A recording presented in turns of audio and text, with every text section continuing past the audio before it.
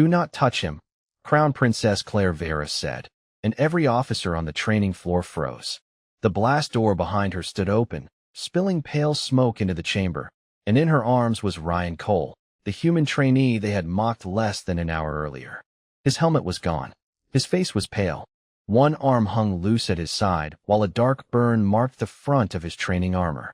Claire carried him as if the weight meant nothing, though she stood nearly 7 feet tall and wore ceremonial armor built for a royal heir, not a rescue worker. Above them, the main display flashed a single number in red. 57 seconds. That was how long the cameras had been dead. That was how long no one outside the room had seen or heard anything. Marshal Adrian Cross stepped down from the command platform with the controlled patience of a man who believed the room already belonged to him.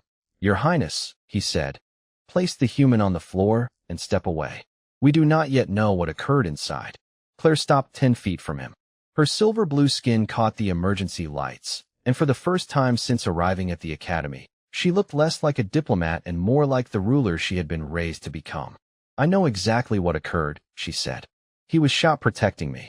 A murmur moved through the assembled trainees. Caleb Ward, captain of the Royal Security Team, stood near the eastern rail with his hands locked at his sides. He had entered the exercise beside Claire. He had also come out without her. His eyes dropped when she looked his way. Adrian did not. "The exercise used non-lethal training systems," he said.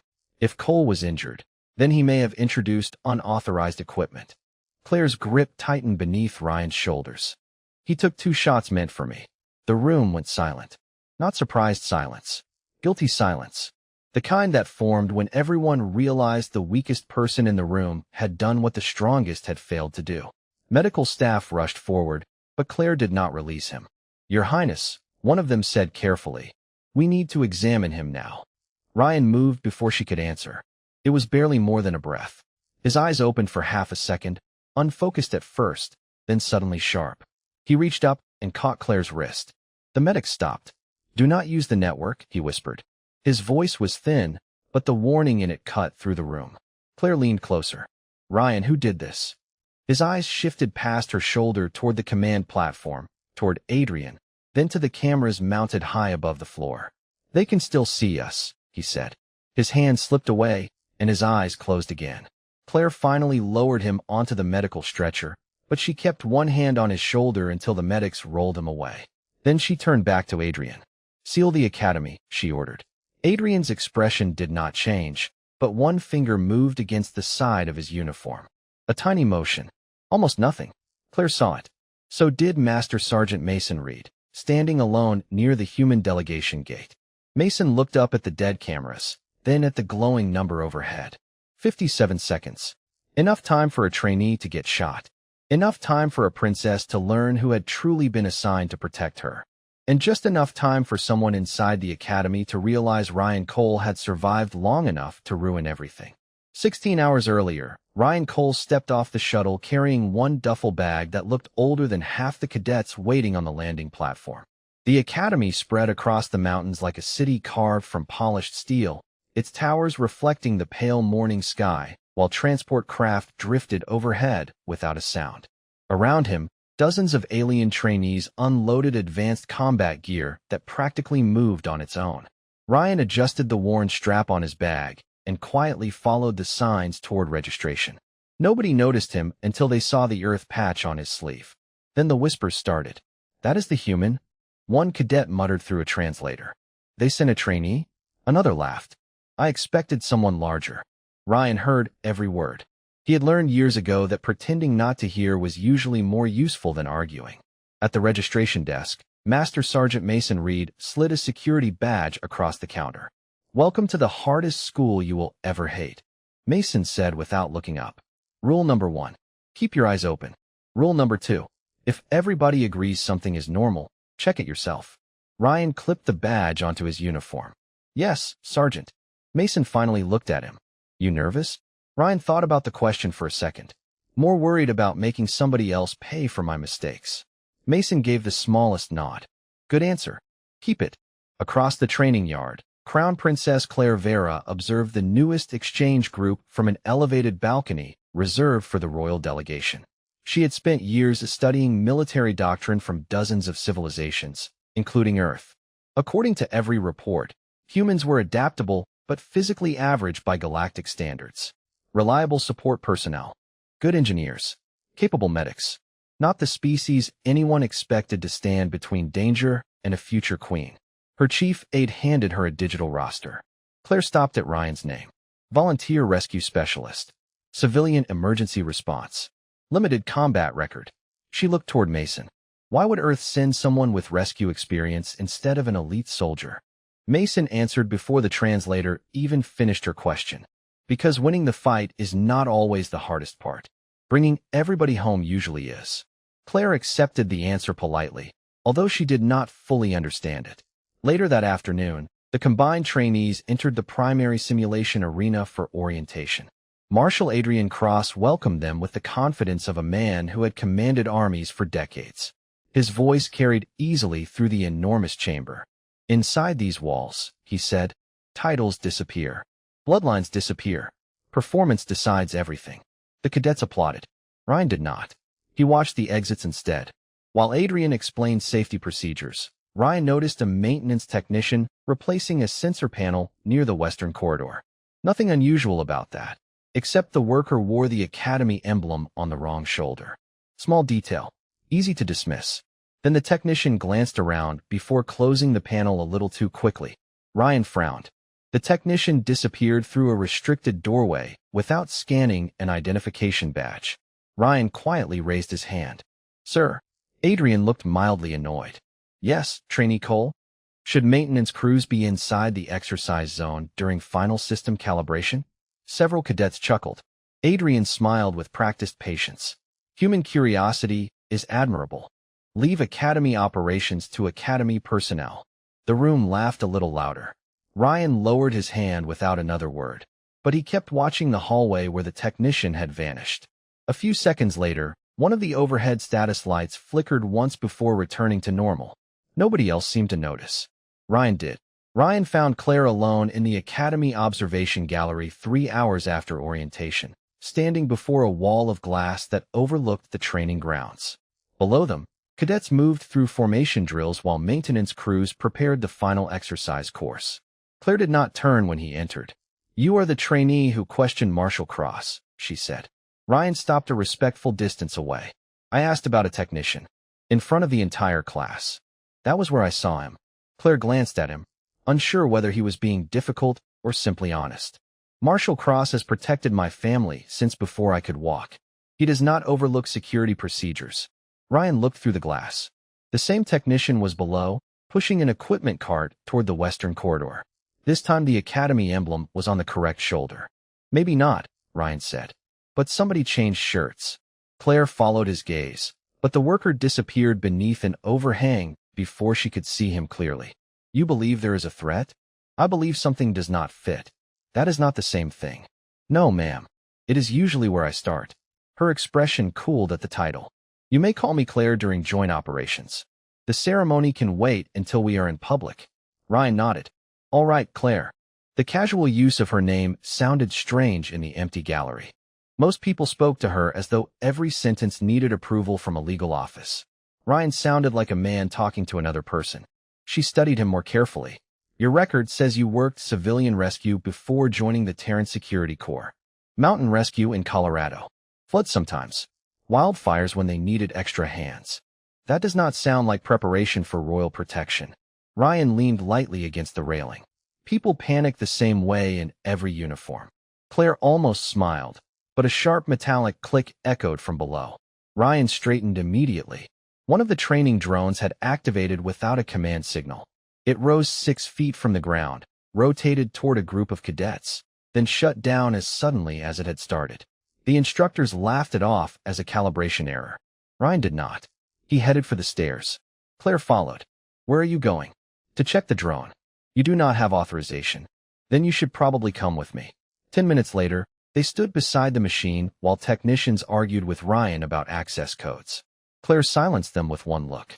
Ryan crouched and ran his fingers along the drone housing without opening it. The battery compartment is warm, he said. It was powered longer than 6 seconds. A technician shook his head. Impossible. The system log shows one activation. Ryan pointed to a faint mark beside the manual release. Then the system log is wrong. Claire lowered her voice. Could this be connected to the worker you saw? Maybe. Or I am embarrassing myself in front of a princess. You seem remarkably calm about that possibility. I have embarrassed myself in front of firefighters, sheriffs, and my mother. The list is already impressive.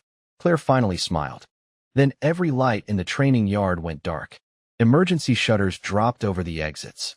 Somewhere beneath their feet, a heavy mechanism locked into place. Ryan looked toward the western corridor.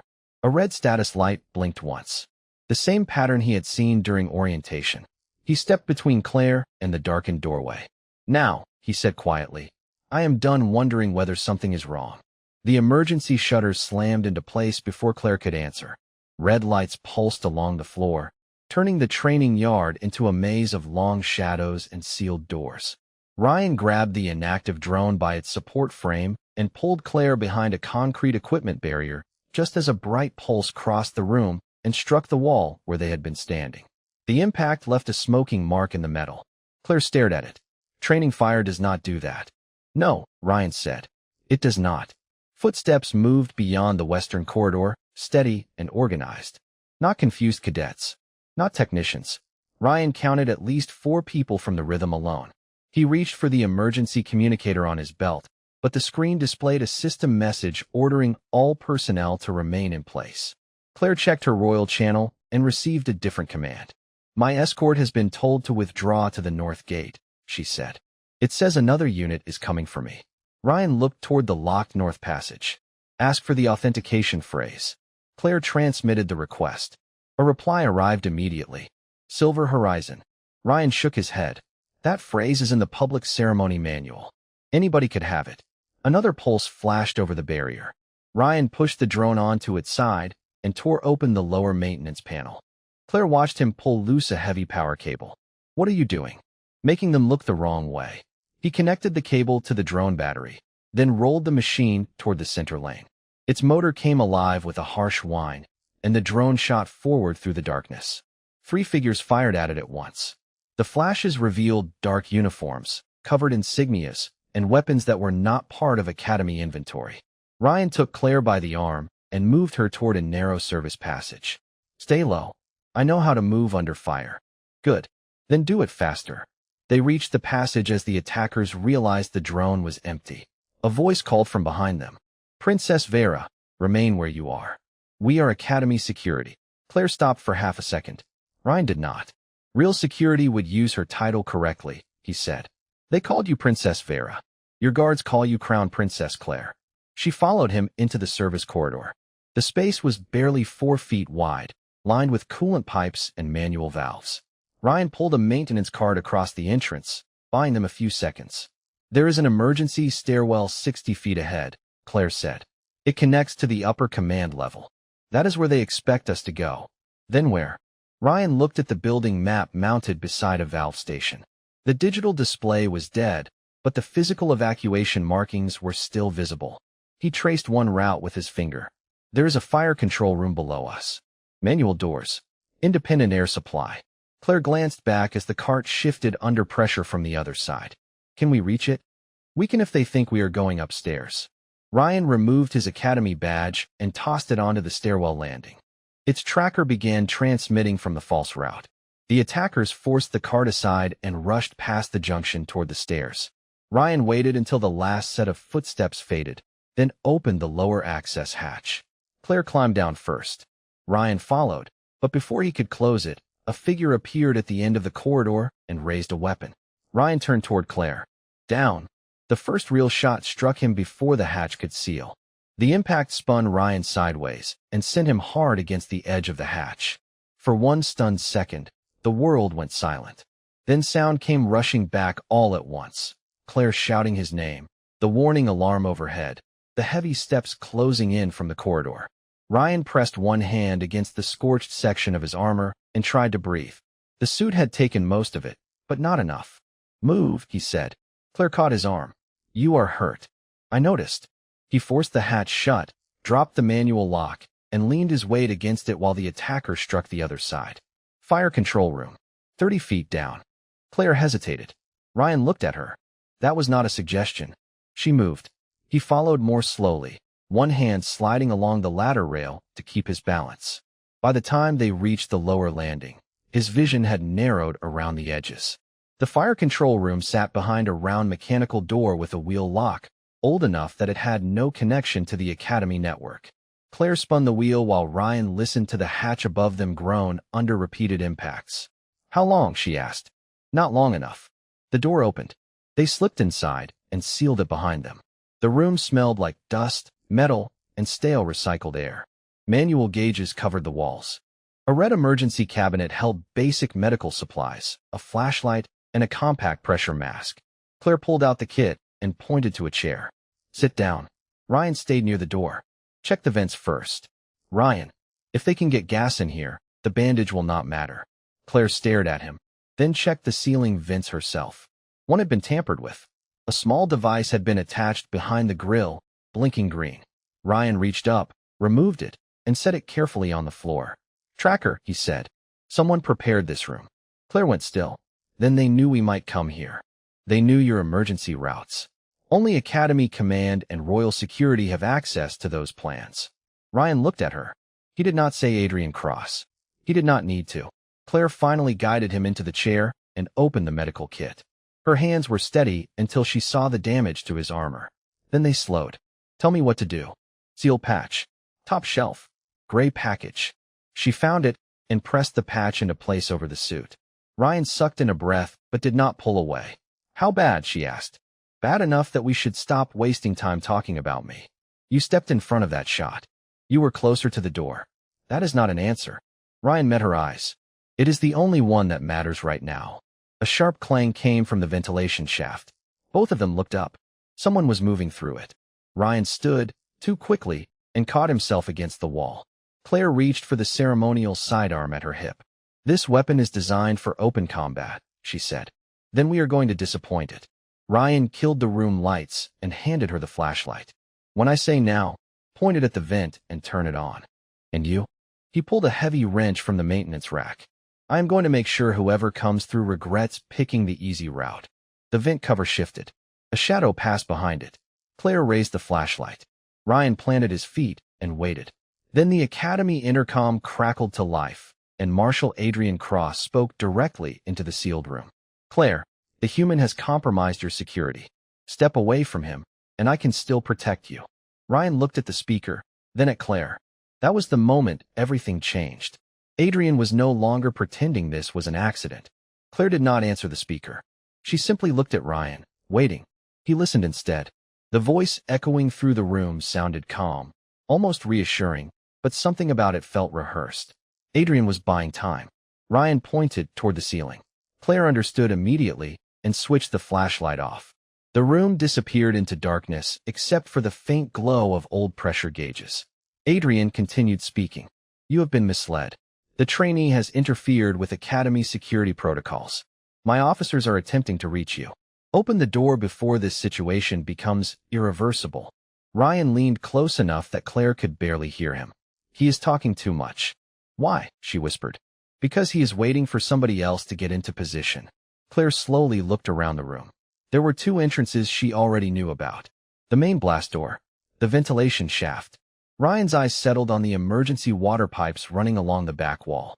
One valve had fresh scratches around its mounting bolts. It had been opened recently. He quietly walked over and placed his hand against the pipe. It was vibrating. There is another access tunnel behind this wall, he said softly. Claire frowned. The Academy blueprints never showed one. Then somebody edited the blueprints. Before either of them could move farther, the room lights suddenly returned. Every monitor mounted on the walls came alive at once. Adrian Cross appeared on every screen, standing inside the Academy Command Center. His uniform was spotless. His expression carried the confidence of a man already celebrating victory.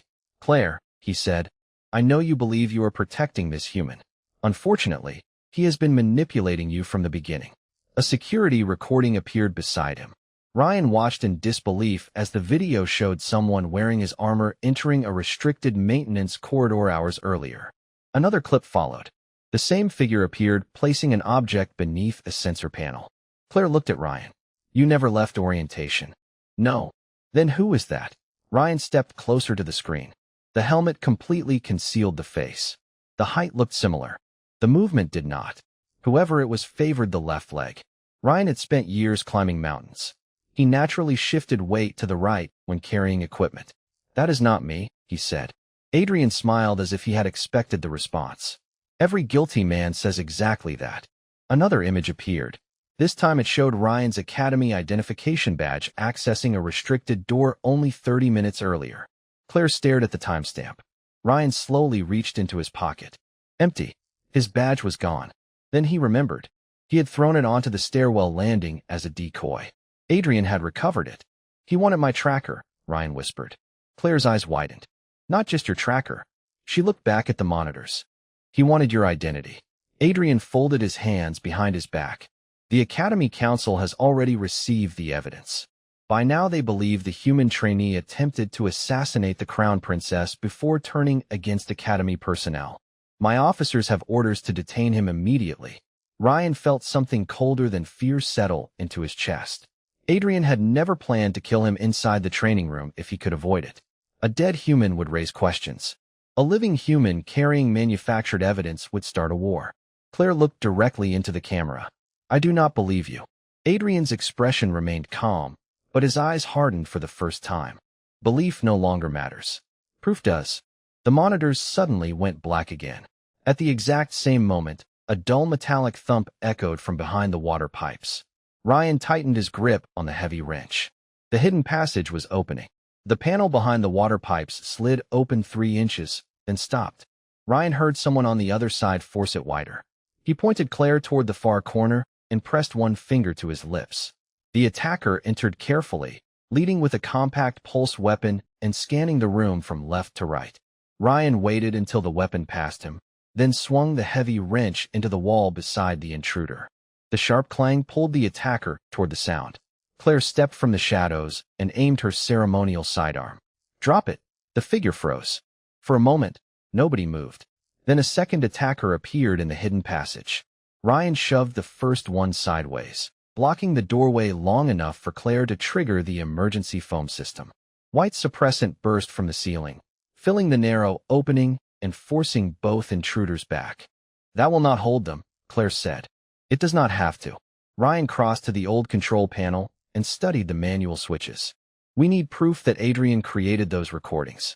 He controls the network. Then we stopped looking at the network. He reached inside his armor and pulled out a small metal recorder no larger than a pack of gum. Claire stared at it. What is that? Mason made every human trainee carry one. Mechanical storage. No wireless access. Ryan clicked the device on. Adrian's earlier message played back clearly, including the moment he ordered Claire to step away from Ryan before any official security team had confirmed their location. Claire understood immediately. He knew exactly which room we were in, and he admitted his officers were already moving. Ryan rewound the recording. Beneath Adrian's voice, nearly buried by static, another voice could be heard giving timing instructions. Claire recognized it. Caleb. Ryan listened again. No. The voice is using his authorization code, but the breathing pattern is wrong. You can tell that. Mountain rescue. You learn what fear sounds like over a radio. A warning light flashed above the door. The attackers had begun overriding the mechanical lock. Ryan checked the seal patch on his armor. It was failing. Claire noticed his hand trembling against the console. You cannot keep going. I can keep going long enough. That is not the same thing. Today it is. The door will turn half an inch from the other side. Ryan searched the room until he found an old maintenance terminal with a physical data slot. He inserted the recorder. Nothing happened. No power, Claire said. Ryan looked at the dormant emergency generator behind the wall. Then we give it some. He pulled the battery from the disabled tracker and connected it to the terminal using 2 stripped wires. The screen flickered awake. A hidden archive opened, showing every manual access command issued during the lockdown. Adrian had missed one system. Fire control kept its own records. Claire read the list. Her face hardened. He sealed the royal exits before the alarm began. Ryan scrolled farther. Another name appeared beside the authorization request that had created the false video evidence. Lieutenant Caleb Ward. Claire shook her head. Caleb would never help him. Maybe he did not. Ryan pointed to the timestamp. This command was entered while Caleb was standing beside you in the arena. The door shuttered again. A crack appeared around the frame. Claire copied the archive onto the recorder and closed her hand around it. We take this to the Academy Council. Ryan looked at the only remaining route, the hidden passage now filled with settling foam. That is what Adrian expects. Then what do you suggest? Ryan met her eyes. We stop running to people he already controls. Before Claire could ask what he meant, the intercom came alive one last time. This time the voice was not Adrian's. It was Caleb's, breathless and afraid. Claire, do not go to the council chamber. Adrian has already replaced them. Caleb's warning ended with a burst of static that echoed through the fire control room before the speakers fell silent again. Claire looked at Ryan. If Adrian controls the council chamber, where do we go? Ryan closed his eyes for a second, forcing himself to think past the growing pain in his side. Then he looked at the old maintenance map bolted to the wall. Unlike every digital blueprint in the Academy, this one had been engraved into brushed steel decades before the network existed. One location caught his attention immediately. Emergency broadcast station, he said. Claire stepped beside him. That system is obsolete. Exactly. Ryan traced the route with one finger. Nobody bothers hacking equipment they forgot existed. Another heavy impact rattled the blast door. Foam seeped beneath the frame as the attackers finally forced their way through the hidden passage behind it. Ryan carefully removed the mechanical recorder from the terminal and handed it to Claire. If something happens to me, do not stop. Claire immediately pushed it back into his hand. You found the evidence. You carry it. Ryan almost laughed despite everything.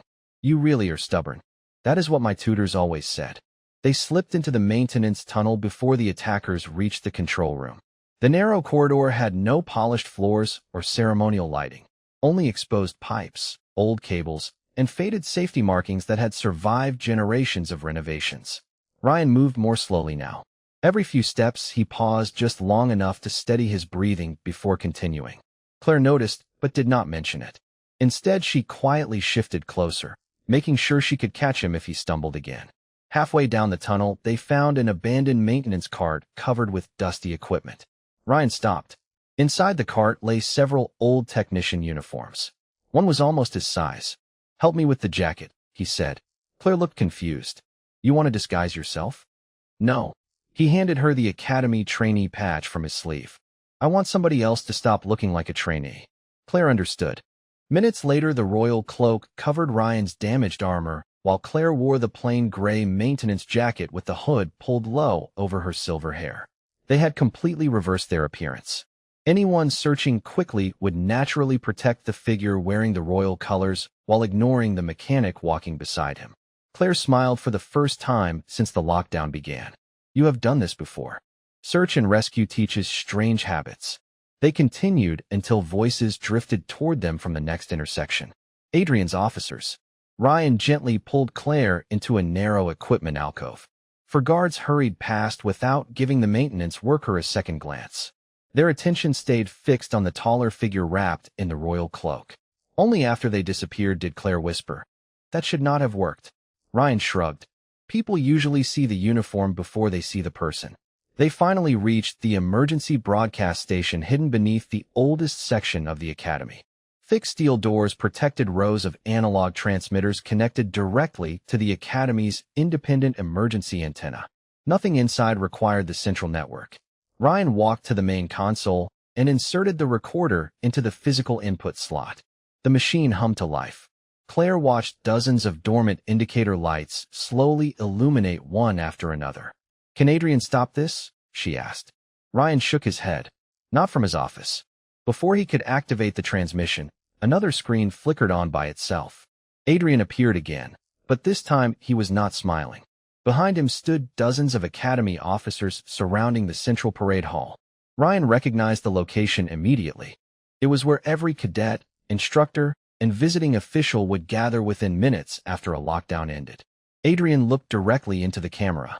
Attention, all personnel. Crown Princess Claire Vera has been kidnapped by the Human Trainee Ryan Cole. All Academy forces are ordered to intercept them immediately. Ryan lowered his hand from the transmission switch. Claire stared silently at the screen. Adrian had just transformed the entire academy into a manhunt, and in less than 5 minutes, every person Ryan had hoped would listen would instead be searching for him. Ryan looked at the glowing transmission switch, then back at Adrian's face on the screen. "He wants everyone looking for one man," Ryan said quietly. "Let us give them two voices instead." Claire nodded once. She stepped to the emergency microphone while Ryan connected the recorder to the analog transmitter. Unlike the Academy network, this system broadcast directly across every emergency speaker on the grounds without passing through central command. Ryan pressed the switch. For one heartbeat, nothing happened. Then Adrian's announcement disappeared. Every hallway, classroom, parade ground, and command office filled with a different sound. It was Adrian's own voice from the mechanical recorder. "Claire, step away from the human. My officers are already moving into your position." The recording continued, followed by the hidden authorization logs from the fire control archive. Every manual override, every sealed royal exit, every altered security route echoed through the academy exactly as they had been entered. Ryan never said Adrian was guilty. He simply let Adrian speak for himself. Silence followed. Then another voice broke across the emergency frequency. "This is Lieutenant Caleb Ward." His breathing was uneven, but his words were clear. "Marshal Cross ordered my squad to abandon the Crown Princess using false authentication codes. I obeyed because I trusted the system more than my own judgment. That mistake is mine. The evidence Ryan Cole found is authentic." Claire closed her eyes for just a moment. He finally chose the truth. Across the academy, officers began lowering their weapons. In the parade hall, instructors looked at one another with growing disbelief. The story they had been told no longer matched the facts they had just heard with their own ears. Adrian reached for the control console in his command center, but every override returned the same message. Analog transmission active. Manual interruption required. For the first time all day, he had no shortcut around the truth. Minutes later, the blast doors opened, not for an assault team, but for Master Sergeant Mason Reed leading Academy security officers who had refused Adrian's final orders after hearing the broadcast. Mason looked at Ryan first. "You look terrible." Ryan managed a tired smile. "I have looked worse." "You always say that." "Because it is usually true." Adrian was escorted into custody without a struggle. His authority had depended on controlling information. Once that control disappeared, so did the fear that protected him. Ryan finally let himself sit down against the wall. The adrenaline that had carried him through the academy faded, and the exhaustion he had ignored all day settled over him. Claire knelt beside him. "You should have saved yourself." Ryan shook his head. "My mother used to tell me something when I was little. If you are lucky enough to reach someone before everybody else does, then they become your responsibility until help arrives." Claire looked at him for a long moment before answering. "Then today, I was your responsibility." "For a while." "No," she said softly. "Today we became each other's." Hours later, after Ryan received medical treatment, the entire academy gathered once more in the same training hall where everything had begun. This time there were no speeches about power or rank. Claire crossed the floor carrying the royal commendation herself. Instead of asking Ryan to kneel, she extended her hand. He accepted it, and the room stood in complete silence. Not because a human trainee had become a hero, but because every person present had witnessed something far more difficult. They had watched someone with every reason to protect himself choose to protect someone else first. Long after the investigations ended and the academy returned to normal, cadets still talked about those 57 missing seconds. Some believed they changed the future of two worlds. Ryan always disagreed. The future did not change in 57 seconds, he would say. It changed the moment somebody decided another life mattered as much as their own. And that lesson traveled farther than any medal ever could.